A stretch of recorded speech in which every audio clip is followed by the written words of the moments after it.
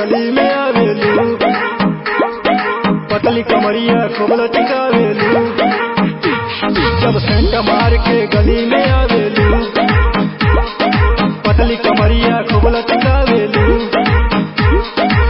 कान खिंचवा के गेलू नियत बिगाड़ी हो,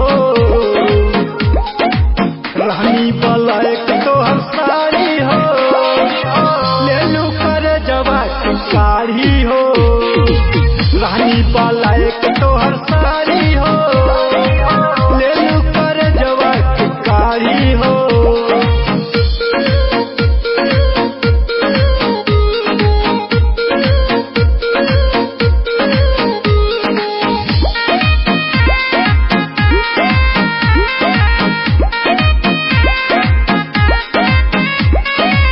लाकमी के काजल तोहर मारे ला जान हो, लागत कि खैलू बनहरस के पान हो।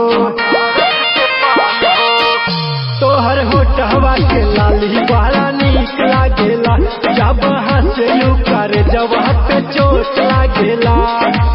ढोरिया देख के गेलू नियत बिगाड़ी हो,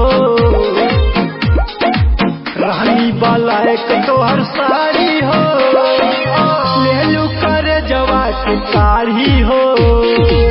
रानी बलायक तोहर साड़ी हो, लेलू कर जवा के काढ़ी हो।